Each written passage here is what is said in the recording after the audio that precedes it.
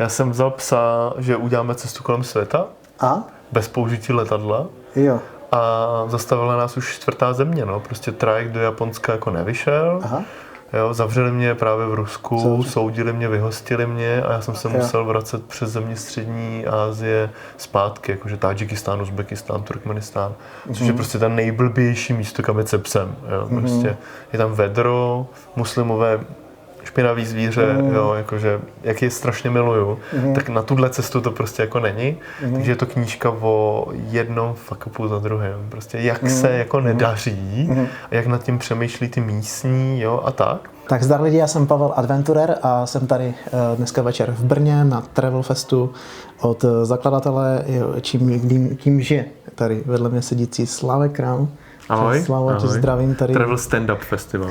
Jo, super, děkuji, já jsem tady letos poprvé a vítám vás tady v kupečku J-Luck.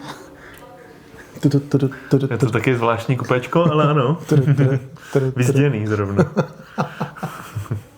Tak jo. Každopádně, my jsme se ze Slávka neviděli, ty jak to je? Ty? Bůh ví. Jakože určitě jsme se viděli před 7 lety, pak před 6 a pak nevím. Jak se to pamatuje? Máš to v deníčku? Jo, mám to jako highlight svýho života. Jak jsi mě spal tehdy, jo? V Lučíně. Jo. Okay. Každopádně, takže takový srazík po reunion po nějaké době. A já ho chci dneska vyspovídat trošku.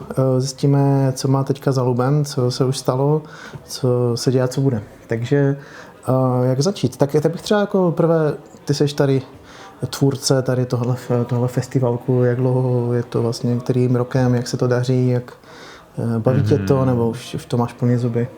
Ale Travel Stand-up Festival začal, je to 9. ročník teďka tady, už to poměrně jede. Ten plán byl dělat velký festiáky Plzeň, Brno, Ostrava, Praha a takhle to každý 3 měsíce točit a pak přišla pandemie.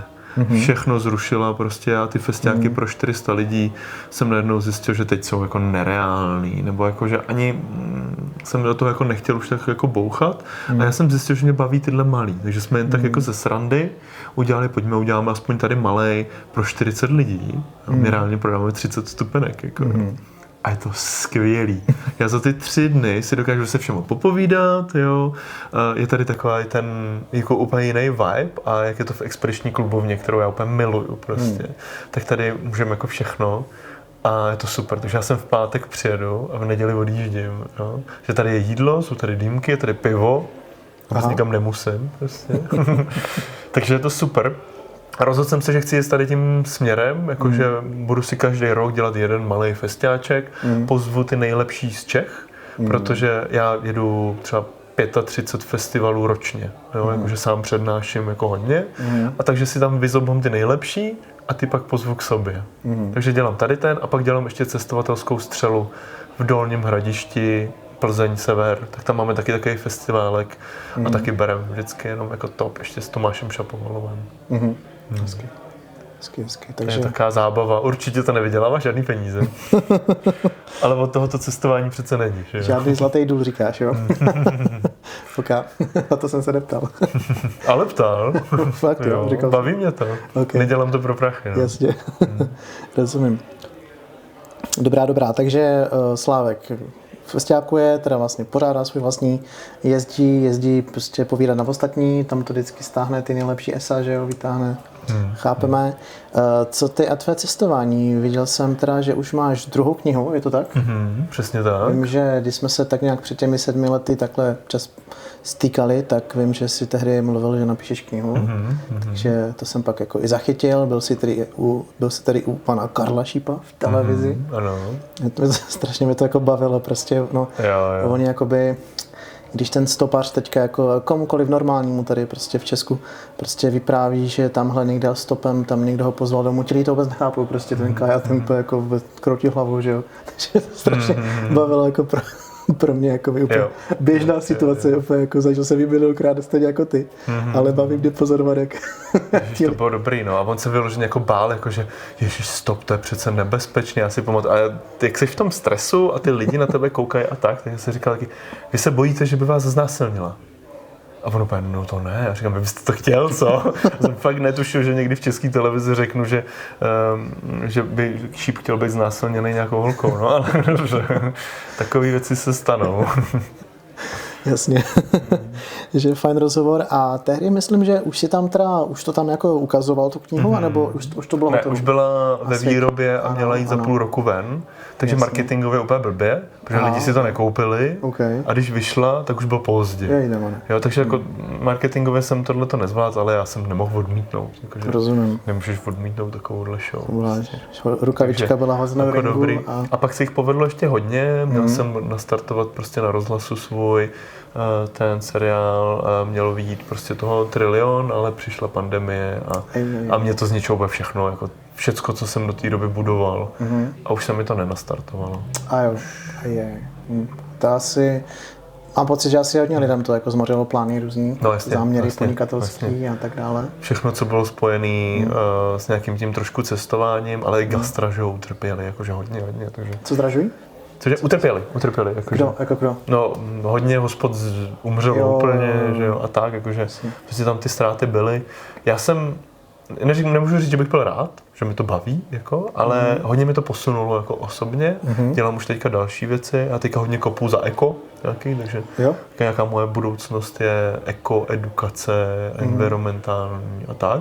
Ne, že by na to bylo slyšet, jo, jakože nemůžeš udělat environmentální přednášku, jakože přijďte se podívat jako na statistiky, to by nikdo nepřišel, ale já v tom vidím nějaký ten svůj smysl, jakože by jsem chtěl tohle. Takže uvidíme, jak to půjde, no. Rozumím, jasně, jako já si myslím, že právě ten covid, tak každý měl nějakým svým způsobem našlápnuto a teďka se to všechno sesypalo, tak teďka člověk najednou jako se třeba nějak jako posunul, že hodně lidí asi a teďka do nějaké jako další, do nějaké jako fáze bytí a tvoření v životě. Takže ty už se trošku naťukl, ale ještě než se tam tak nějak trošku víc dostanem, ještě bych chtěl více probrat ty tvoje cesty. To znamená, že teda Kaja Šíp, pak teda marketingový propadák, ale načasování, ale vyšla kniha. Dneska máš i druhou knihu, která jakože do Japonska se psem bez Japonska. Jo, stopem se psem do Japonska bez Japonska. No. Jasně. Takže jsi tam byl ty, byl tam pes a Japonsko tam teda nebylo. Přesně tak, no. Ty jo, vidíš to? Já jsem vzal psa, že uděláme cestu kolem světa. Bez použití letadla. Jo. A zastavila nás už 4. země, no. Prostě trajekt do Japonska jako nevyšel. Jo, zavřeli mě právě v Rusku, soudili mě, vyhostili mě a já jsem se musel vracet přes země střední Asie zpátky, jakože Tadžikistán, Uzbekistán, Turkmenistán, což je prostě ten nejblbější místo, kam je cepsem. Jo. Prostě je tam vedro, muslimové, špinavý zvíře, jo, jakože, jak je strašně miluju, tak na tuhle cestu to prostě jako není. Takže je to knížka o jednom fuck upu za druhém. Prostě jak se jako nedaří a jak nad tím přemýšlí ty místní, jo, a tak. A je to mega čtivý, jakože prostě vidíš, jak se ti furt něco nedaří, ale je to jako trošku s nadhledem už braný, protože jsem se vrátil a baví to, jo, jakože. Okay. A i s touhle, i přednáškou, i s tou knihou jsem potom měl jako velkou tour jako po republice. Takže Japonsko v nedohlednu a teďka teda ty jsi spořídil toho pejska.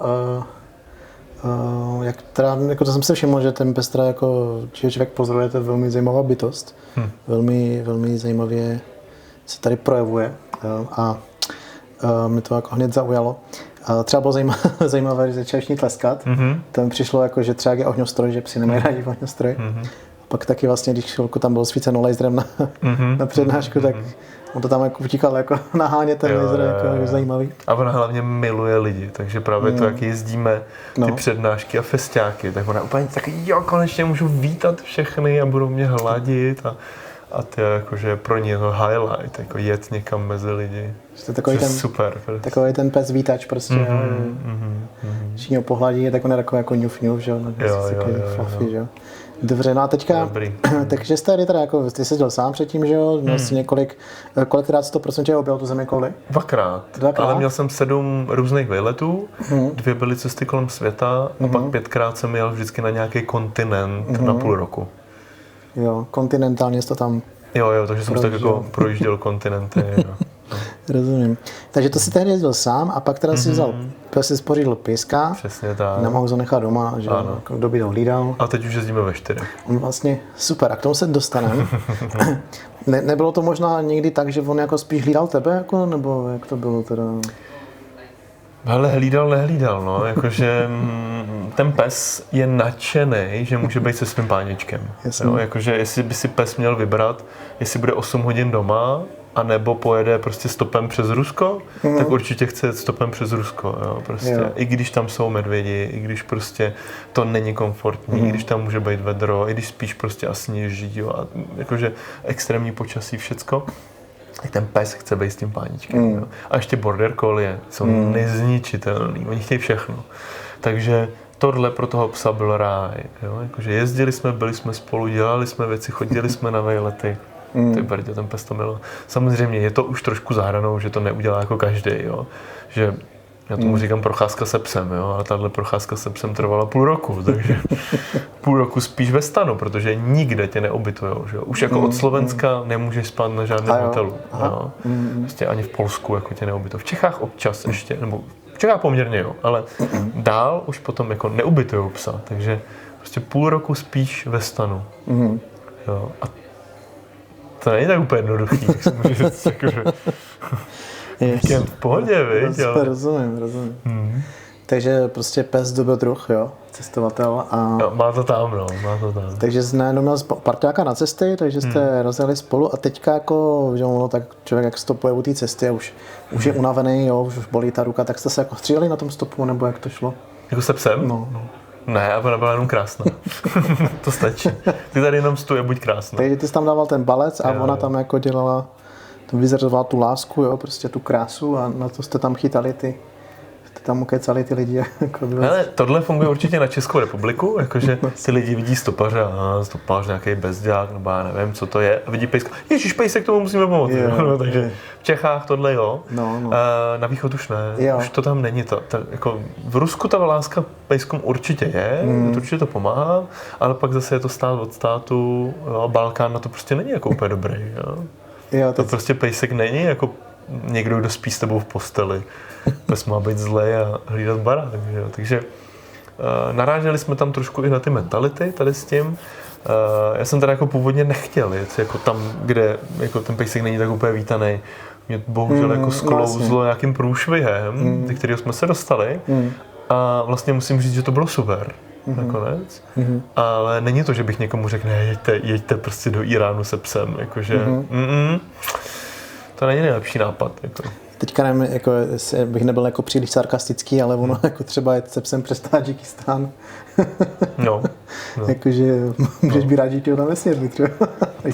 Když to přeženu samozřejmě. To se jako neděje. Psi se jí už jenom v pár zemích, že jo. V Koreji to teďka zakázali úplně. Jo. V Číně v nějakých vesnicích tam by to nejedli místní, to je jenom pro turisty. To je vyloženě jako ano, jo, tady děláme psy, přijedeš a jak vám to chutná? A místní ti řeknou, no to my nevíme, to jí jenom turisti, že jo. A pak je nějaký Vietnam, kde jako je nějaká chudáta, ale to jsou vyloženě psy, který se chovají, nemají jméno, jsou v králíkárnách a takhle. Je to hnusný, je to strašný. A prostě je to zase nějaká jejich mentalita, že já jim nemůžu kecat, že jo. Jako, kdo jsem já, bych jako hodnotil. Ale tohle to se jako nemůže stát se psem, který je domácí mazlíček. Jasně. Ne, tak samozřejmě pejsek patřil k tobě, že jo. No, Číňani teda říká, že už to přestali jíst a ty muslimské země ty psa mají na nejnižší příčce jako na sociálním statusu, že jo, takže jako víme, že... Hlídač jenom, jakože berou ho jako buď zlej a hlídej. Na Balkáně tam jsou psi na fričko, to tam taky jako jiný jakoby přístup který k tomuhle. Jsem jako dost nechápal, když jsem se vrátil z nějaké cesty z Balkánu a prostě Rumunsko, že jo, a tyhle ty všechny země a teďka člověk přijel na ty maďarské hranice a po ty maďarské hranice všude psy, všude volní, tohle, jo, tam tohle. A v Maďarsku už jako prostě nikde ani pes, jako všechno odchycený, jo, v Česku nikde nic, prázdné ulice. Zajímavý jako takovej zážitek. Jo. Tohle na mě byl ten největší extrém, asi ta Střední Amerika.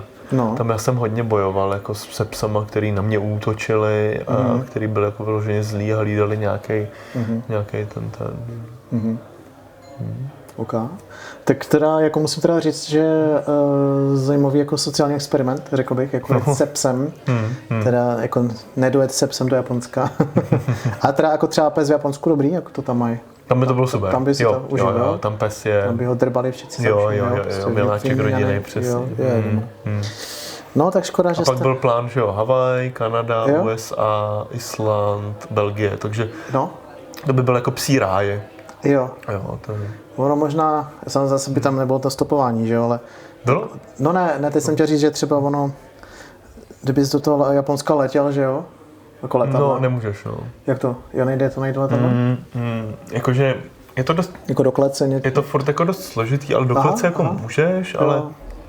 Nechceš to dělat tomu psovi? Nebo právě záleží na tu mentalitu toho letiště, kam letíš. Jo? Takže když poletíš po Evropě, Severní Amerika nebo Austrálie, tak jako v pohodě, protože pes je kámoš. Jo? Ale jakmile letíš do země, kde ten kámoš úplně není a třeba by si přestupoval, já nevím, třeba v Dubaji, víš, nebo někde přestupuješ a tak oni psa berou jako fuj, jako věc, jakože a tam není problém jako vzít toho psa s tou klecí a hodit ho prostě pryč, protože to je jenom jako věc, víš, jako a já bych si nerisknul jako toho psa omámit a nevím, co se s ním děje a někam mi přeleď. Takže Asii, já bych to nedal, nedal bych ho do letadla. Jo, rozumím. Já jsem tohleto vlastně nikdy neřešil, protože jako nemám žádného mazlíčka. A to je zajímavý, no. Dobrá, takže jsi byl ty, pak přibyly 4 nohy navíc, takže už vás bylo 6, dělím 2, takže nekecím. 6 nohou, no, jsme jeli. Jeli jste 6 nohou. No. A pak jsme to ještě znásobili. No. A pak byly nějaké další přírostky teda, jako do nějaké potenciální rodiny, jak se to vyvíjelo teda? Jako? No, s manželkou jsme se potkali právě přes pejsky. Ona měla berňáka a přijela na festival, který já jsem moderoval. Tam jsme se potkali a teďka už je to přes 3 roky. Vlastně jsme koupili jsme si ruinu a je to super. Jako. Žijem zase takový extrémnější, vtipný život. Jasně. Takže ona teda vlastně taky měla pejska, ty jsi pejskař, on je pejskař. Ona přijela na festival, ty jsi ho tam teda jako organizoval. Já jsem jenom moderoval. No, teda moderoval takhle. Zrovna tenhle, ale... A tam jste se někde takhle myhnuli, koukli na sebe, mrkli, jo? Nebo psi vás takhle spojili, přitáhli? Hele, tak jako Niky mě asi sledovalo, nebo takhle určitě mě sledovalo už předtím, to jako vím, dokonce byla na mojí přednášce už jako předtím. Každopádně tady na tom festivalu zrovna byla přesilovka. Přesilovka znamená, že tam je víc přednášejících než lidí, co si koupili vstupenku. A tam reálně bylo 10 přednášejících a 3 lidi si koupili vstupenku. Takže ono bylo jednoduché se všema se seznámit. Okay. To se tak taky stane některým festivalům. No už není. Už neexistuje. Já jenom chci říct, to zní potom skoro jako, že tam přijdou jenom ti cestovatelé a sami sobě tam povídají. Přesně, a to tak bylo, ale... Jasně, a tak ono to je vlastně jako fajn, protože ono, když člověk jako cestuje a vypráví to těm lidem, tak jako super. Lidi jsou zvědaví, zajímá je to, už třeba vymýšlí, že by někam jeli, jo. Ale ty vlastně těm lidem, kteří nikdy nebyli pořádně, nebo necestovali tolik let, jako, nebo tolik zkušeností jako ty jim nedokážeš nikdy zcela předat tu zkušenost, protože oni nemají, že jo. Oni to zatím tak nějak jako naslouchají, ale je něco jiného to slyšet a prožít, že jo. To je vlastně potom, když třeba my dva si sedneme, budeme si povídat, jak to tam šlo, že jo, na tom stopu, co se dělo, tak si hned všechno jako chápeme, protože jsme to všechno prožili, že jo. Ty stejné příběhy, jako prostě akorát v jiných zemích, v jiných konstelacích, ale všechno. Takže to bylo takový vlastně sraz z toho, když to zjednoduším. Jo? Jasně. Tak tam už teda jako asi nebylo šance abyste si sami sebe nevšimli navzájem? Takže... To by bylo bez šance, no, to už bys byl akorát prdlej, že jako, jasně. Takže ti přišla do cesty teda přítelkyně, partnerka, dneska už teda žena. A všechno se změnilo, to skvělý. Změnilo se to. Jakože já jsem se vlastně jako usadil, už nejezdím tak, já jsem jezdil hodně punk po těch cestách, bez peněz, bez všeho. A usadil jsem se a baví mě, jsem jako rád v tom dalším kroku. Jo. Už máme ten náš baráček, opravujeme to a jdeme jako... jiným směrem trošku a je to skvělý. Baví tě to. No tak baví tě tvoje žena, jo? Jo, a hlavně jestli tohle to všechno se mnou vydrží, tak je fakt nejlepší na světě. Je to držák, jo. Jo, a myslíš, že a tak ty ses taky většinou, si najdeme nějakou tu babu, tak my se tak sklidníme, ti muži jako trošku ne, tak jako... No já jsem ji hnedka vytáhl na zimní přechod Šumavy, že jo? První vejlet, prostě po 4 měsících. Otestovat, pojď, berem z bacáky do minus 20, bylo minus 17, viď? Týden jsme spali ve stanu. A dobrý? No přežili jsme to, no, takže já jsem tam si uvědomil vlastně, že je to ta pravá. Takže... Protože jestli zvládne jako týdenní přechod v Šumavě, tak zvládne všechno, ne? Když si třeba... To bylo teda kdysi až po svatbě, jo? Že třeba mnoho lidí slychávám, že vlastně jako nechcou kupovat zajíce v pytle, že jo, dneska vlastně je to takový už jako moderní, takže člověk si to musí s tím partnerem vyzkoušet, jestli mu to sedí, že jo, v té posteli a takhle. Tak to je určitě taky důležité, ale pro tebe bylo teda důležitý i ten rozměr toho dobrodruha, takže ty jsi si takhle i otestoval. No ono totiž, jakože ono je důležitý dostat toho člověka malinko do nekomfortu, aby si zjistil, jak se chová, protože když všechno funguje, to může být s kýmkoliv. Když máte hodně peněz, když máte hezký byt, když jako to se nevidíte, jste v práci a večer prostě si popovídáte, tak to zvládneš s každým. Jako to úplně jako ale když se dostaneš do toho nekomfortu, dlouhodobě tam žiješ nebo prostě něco děláš a tak pochopíš, jaký ten člověk reálně je. Protože on ten problém někdy v tom životě přijde. Jakože, a může to být prostě najednou děti, že všechno změní, nebo i prostě něco se stane, že jo. Může se stát cokoliv, jo. A v tom životě to tak jako máme. Takže je důležité si toho trošku jako otestovat, jo. Já jsem taky říkal, pojď. A 2 roky na to jsme vyrazili znova, přešli jsme Krkonoše, jo. A svatební cestu jsme si dali Japonsko právě, aby jsem to dohnal a obešli jsme ostrov. Jo, to je 1200 km dlouhá pouť, Shikoku Trail, je to buddhistická posvátná pouť. My jsme 5 týdnů prostě ťapali v poušti, v džungli, v Japonsku, po vesnicích, jo, v brutálním vedru, prostě 40 stupňů ve stínu a my jsme spali na svatební cestě jako ve stanu, no. Takže je to prostě ta pravá. OK. Jasně, rozumím. Zdá se, že je tomu tak a řekni mi teda, rozumím, takže ty jsi to teda hezky, jak říkáš, otestoval, jako prostě, abys věděl... Otestoval je blbý slovo, ale já vím, že to zní jako je to takový, vyzkoušel, nebo vlastně. poznal do větší hloubky a v diskomfortu, jasně. A myslíš si, že to stejný prováděla tvoje žena, jako že si ti tam takhle nějak naťukávala, jako... Hele, určitě, jakože tam musí být prostě ten soulad v jakýkoliv situaci. Jo, já si myslím, že já jsem to měl jednodušší. Když žena se zakouká, tak potom jako prostě se zatím jde, nebo víš, jako, že je to takový jako jiný, asi, nebo já nevím, že? Ale jakože nějak jako hádám, že samozřejmě taky tam měla nějaký jako alarmíky, kdyby něco, ale zvládli jsme to jako skvěle. Jako. Jo. A takhle jakože třeba ty si takhle bral na takový extrémní outdoorový záležitosti. No to není zase tak extrémní, jako je to týden ve stanu. Jako sice je minus 17, ale jako je to furt jenom týden ve stanu, ale... Jasně, tak jako pro tebe určitě ne, ale tak jako pro ženu. Ale chápu, jako každému z vás to doporučím, vyražte týden do stanu prostě jako s přítelnou, s přítelkyní, protože to je dobrý. No. Ono pro to něžné pohlaví přece jenom ona není ten jakoby půdově historicky žena není ten lovec, který prostě tam musí něco, že ona je v jeskyni, udržuje oheň, že takhle. Takže dobrá. Nevím, ale... Takže zdá se, že teda, nebo teda, už to teda i svoji, takže je to ta pravá. Klaplo to.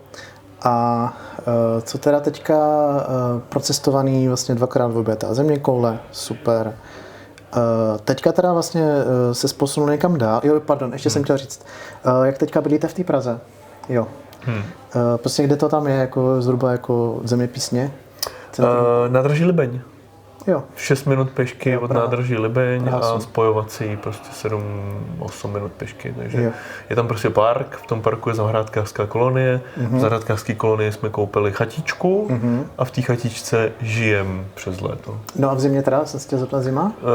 Stěhovali jsme se vždycky do nějakého bytu, protože tam vypínají vodu, takže by to jako nešlo. A to jsme udělali 2krát a teďka na 3. už jsme si koupili svůj ruina. No. Jasně. Takže vlastně v létě jste zahradkáři skoro centru Prahy, řekněme. Na zimu teda jste pořídili něco pořádného. Já jsem to teda jako taky zkoušel, jo, no, já jsem i to zjišťoval, ty jurty a takové všechno frčí, ale ono prostě člověk přijde na to, že prostě tradičně se v Česku prostě jsou, neříkám, že tvrdý, tuhý zimy jako byly kdysi, ale prostě zima je zima. A ten zděný dům je prostě zděný dům, tam to neobčiješ, když to tak řeknu jako. Každopádně i ta ruina, teda jak říkáš, že jsem viděl, jak to tam zaprčí a kape, že to je prostě moc netěsný, nebo jak to říct. Já jsem chtěl říct, že je jako, neříkám, že to je jednoznačné, ale zdá se, že tvoje žena jako není zlatokupka. Myslíš si to? To určitě ne, no. Jo, domníváš se tak stejně, jako, že... Já toho moc nemám, no. Jo, takže nejde po nějakým, nevím, nějaký dědit prostě, nebo... No, to bych rád, ale není nic čeho. Jasně, takže je to prostě... Rodiče bydlí v nájmu, to moc není, ale já mám tu radost, já mám ten svět, já mám prostě tu pozitivní energii všeho. To je víc než nějaký peníze. To bez pochyby. Každopádně určitě teda, jak říkám, si to takhle, i tohle, ty takhle si toho testoval, já taky jako cestovatel toho nemám bůh ví jak mnoho, mám staré auto a vlastně když jsem nějakou ženu měl nebo nějakou partnerku, tak většinou to byl ten vztah založený na jiných hodnotách, řekněme. No a... Protože jsi měl to auto. Prosím? Protože jsi měl to auto. Tak. Jo, tak ono jako lepší... Nemůžeš mít auto, ježiš, co to je za nápad. Tak ono jako pořád jako mám auto, jo, to je víc než nemít žádný, jo, to, že to je stará kraxna, to je prostě, to je podstatný, má to 4 pneumatiky jezdí. My jsme neměli auto, bydleli jsme v té zahrádkářské kolonii, máme 2 psy a každý víkend jsme jezdili nějaký cestovatelský festival po celé republice i mimo. A představ si, jak prostě s těma 2 psama jdeš do toho vlaku, vejdeš do toho kupéčka, my tady máme místenky, 2 takovýhle psy, nebo jeden takovej, druhý takovej, jo, vlezeš do toho narvaného kupéčka pátek a neděle, že jo, a teďka, že jo, ty krosny obrovský na zádech, většinou věci na kempování ještě, protože k tomu ještě nějaký výlet, to bylo strašný. Jo. Ty krása, jakože fakt furt se tahat s těma věcma a ten víkend někam do přírody a pak se vracet. Ty brďo, jsme pořídili auto a je to úplně, my můžeme tady popojet, jako. Vy máte autíčko, jo? Už máme autíčko. Jo. A dobrý. Jo, já taky, já už jsem i ve zděném bytě, já mám autíčko, jo, já jsem už se trošku zase dostal i do té hmoty a je mi to velmi příjemné, musím říct. Jako. Dokonce jsem teďka začal jezdit autem, teď jsem byl daleko za hranice, no teda jak pro koho, ale autem, myslím teda v Albánii. Takže to bylo jako zajímavá pouť, autíčkem takhle. No, dobrá. A teďka teda k těm tvým aktuálním projektům, ty si teda to zmínil, takže to je takový to ekobio EZO? Ne, EZO možná si ne. EZO ani ne, ale ono se to tak jako potkává, jakože mám hodně přátel, kamarádů a tak, ale vyloženě ne to. Jasně, to jsem tak spíš ze srandy, ale řekněme to eko, takže vlastně nějaké sázení stromků. Založili jsme neziskovku, chceme dělat nějakou biodiverzitu, chceme dělat zadržování vody v krajině, já chci hodně dělat tu edukaci, jakože mluvit o tom. Už jsem měl přednášku Stand Up pro planetu, doufám, že tohle bych chtěl nakopnout, chtěl bych o tom udělat jako to. Protože ono je důležitý říct ty informace, které jsou potřeba o nich mluvit, ale zaobalit to nějakým vtipem, něčím, jako aby to bavilo. Takže to se teďka tak jako pomalu děje, bude. Pak mám své klasické přednášky, teda jako cestovatelsko stand-upový. No. Jasně, a teďka teda... A EZOBio jsme koupili ještě těch 10 000 metrů čtverečných, kde chceme udělat oázu pro přírodu. To je 10 000 metrů čtverečných. No je to hektar, no, ale 10 000 zní líp. To si dobře prodal, no, ještě no, jasně. Jo, tak koupili jsme jako pole, jo, pole není drahý, to stojí půl milionu a nemůžeš tam bydlet, nemůžeš tam stavět, nemůžeš tam nic, ale můžeš tam udělat oázu pro přírodu. A to my chceme. Je to vlastně jakoby nestavební parcela, nebo jak se tomu říká? No jasně, je to pole, jo, no. Pole, jasně. Pole prostě, no. A kdyby jako náhodou jste se tam rozhodli něco postavit, tak jako můžete? Ne, to nemůžeš, to zbourá, je to prostě to nejde. To je problém. Vlastně. Jako i jurta by mohla mít jako nějaký problémy, jo, ale záleží to, jako tyhle věci budeme dělat a my to stejně primárně neděláme pro sebe, pro bydlení. Jo, rozumím, jasně. Jsem pochopil. A mě teda zaujalo to, že vlastně jsi říkal, to je nějaké místečko mezi Pardubicema a Hradcem. Ano, tak? ano. A teda zaujalo mě, že teda nedaleko toho místa jste se zdávali dohromady. Ano.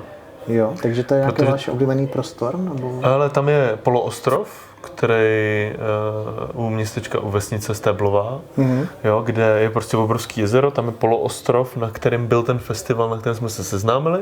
Rok na to my jsme se tam zasnoubili a rok na to přesně na den my jsme se tam vzali a rok na to jsme vedle toho koupili pozemek. Takže mi to tak jako, nás to tam nějakým způsobem táhne oba a ono tím, že já jsem ze Sušice, Šumava, Niky je z Opavy, tak to ono to je přesně vyprostřed. Jasně. To zní jako první dovolená v Jugoslávii, první dítě, druhá dovolená. Už máme ty 2 psy, no. Máte 2 psy. Super, my jsme úplně na konci, za chvilku se nám vypne kamera, takže já ti moc děkuji, že jsi přijal tento rozhovor. Děkuju. Díky. Vám se daří.